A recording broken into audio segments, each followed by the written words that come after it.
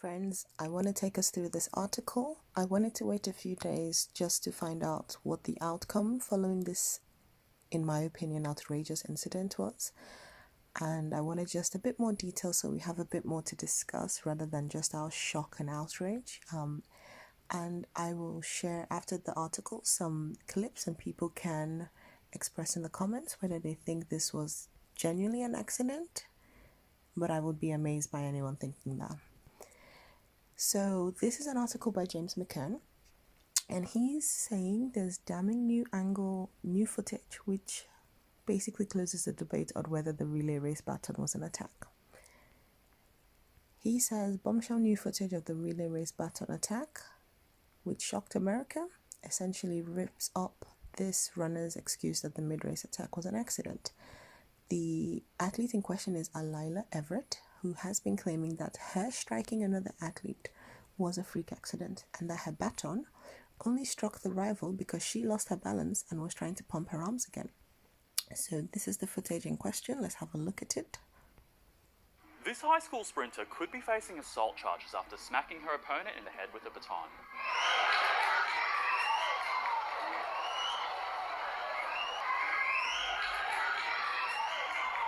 This video of Alila Everett went viral, with everyone... So, if that's what they're claiming is the new footage, I don't necessarily know that that's a bombshell, because every other angle I've seen of this incident, and I'll play you another clip in a moment where there's a different angle, every clip has always shown that this was intentional, in my opinion.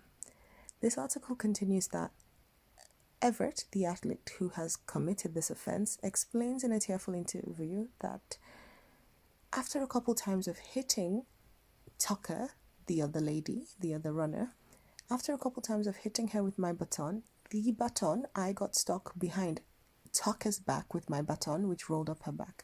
And I'll play you a clip of Everett trying to explain how this incident occurred, which again makes no sense. Everett claims she lost her balance, and when she next went to pump her arms, Tucker gets hit. And Everett states, "I know my intentions. I would never hit somebody on purpose." Okay. But the videos don't bear that out. You can state it was not your intentions, but people all the time commit offenses that's why we have crimes of passion. Now, this article is saying that the footage we just watched contradicts the runner's arguments and paints a rather damning argument, and I would agree with that. And the footage we just watched is highlighting that on the final bend, as the runners come around that bend, it shows Everett swing her arm a long way outside of a normal running motion in order to strike her rival. And I think that's what has always stuck out to me, is that if you're running with the baton versus if you're swinging a baton to hit someone, it's two very different arm movements, and they're very clear. So that video initially was sort of saying she might be charged. This article confirms that Everett has now been charged, a misdemeanor charged, and we'll see that further down.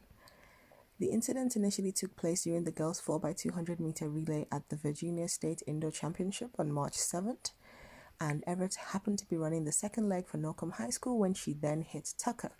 We saw in the clip Tucker clutches at the back of her head and she stumbles to the ground. Eventually, Everett and her team are disqualified from the race. Now, Tucker was examined by doctors and diagnosed with a concussion and possible skull fracture. We'll hear from Tucker and her mother in a little bit. I'll show you a clip.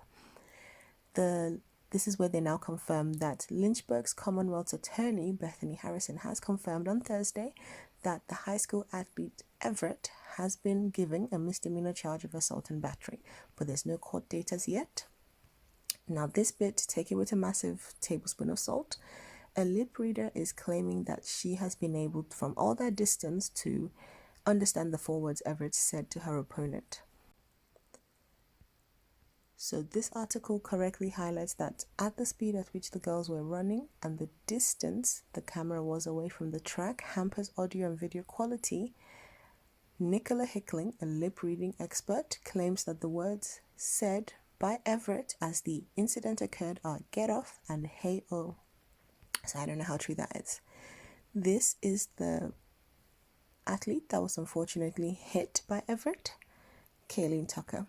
So Tucker and her parents understandably upset with Everett and the IC Norcom head coach as they didn't apologize or approach the injured runner after the race. And we'll see a video where they talk about that. And the Tucker family have served Everett and her family with court papers requesting a protective order. I'm going to show you this clip here where she gives her apology. Everybody has feelings, so you're physically hurt, but you're not thinking of my mental, right? They're going off of one angle. Alayla visibly emotional because of this video from the meet. This was a 4x200 meter relay race, and she and a Brookville high school athlete were rounding a curve on the track when they nearly collided with each other. Okay, after a couple times hitting her, my baton got stuck behind her back like this, and it rolled up her back. I lost my balance, and when I pumped my arms again, she got hit. It appears intentional, but Alayla says it was accidental. But I know my intentions, and I would never hit somebody on purpose. I didn't have to see your first video, second video, 10 video. I know 100% that she won't do this to nobody. Her parents outraged at the backlash. The IC Norcom relay team was disqualified. So I'm going to show you another clip where you can see what looks to be quite intentional, and then I'll show you Tucker and her family talking about this as well.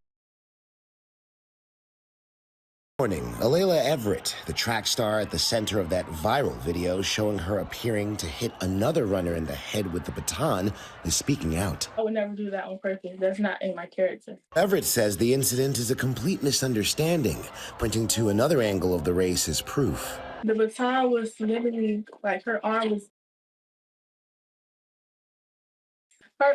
literally hitting the baton like this until she got a little ahead and my arm got stuck like this.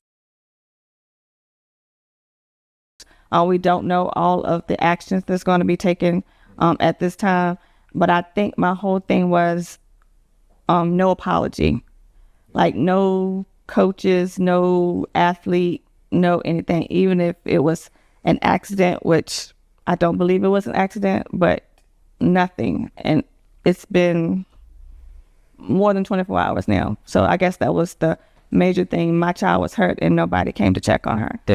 That's something. From your standpoint, tell me how you're feeling now. Obviously today you get checked out. How are you feeling today?